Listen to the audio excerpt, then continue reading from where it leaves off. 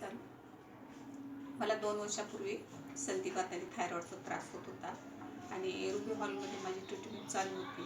तिकडे मी मेट्रोल आणि थायरॉइडच्या गोळ्या घेत होते. मग असंच करता करता 2 वर्ष तर मी ते टॅबलेट खाल्ले. नंतर मग माझी भाची ते शाळेमध्ये आहे तिथं रीनाचं त्यांचा सेमिनार होता.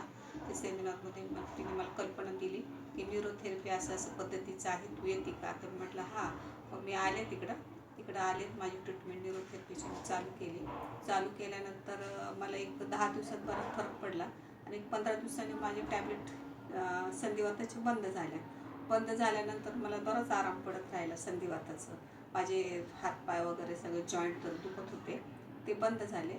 आणि नंतर मग महिना 1.5 महिन्यामध्ये माझं थायरॉइड पण बंद झालं. थायरॉइडसाठी मला सारखी झोप लागत होती, जेवण जात नव्हतं, सारखं मला टॉयलेट जावं लागत होतं.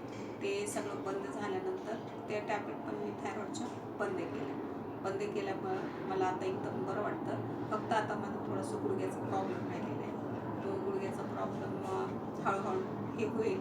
त्या आशेने मी येते आणि मला पूर्ण खात्री की बरंच होणार आहे, कारण आता मला चांगलाच आराम पडतो. न्यूरोथेरपीबद्दल तुमचे पुढे काय मत आहे? न्यूरोथेरपीबद्दल मला एक प्रकारचं आवड आहे आणि खूप चांगली थेरपी आहे. हा अनुभव मला आलेला आहे म्हणून मी येते. औषधं बंद झाले, औषध तुम्हाला खावं लागत नाही. औषधं टॅबलेट सगळे बंद केले न्यूरोथेरपीमुळं. काही गरज पण नाही मला घ्यायची. एक सुद्धा टॅबलेट कुठलीच घेत नाही. साधा मला जरी ताप आला तर न्यूरोथेरपीने माझा ताप जातो.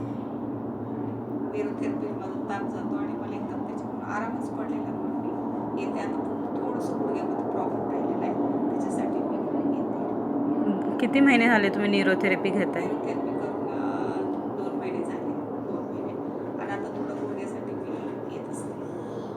बरं, ठीक.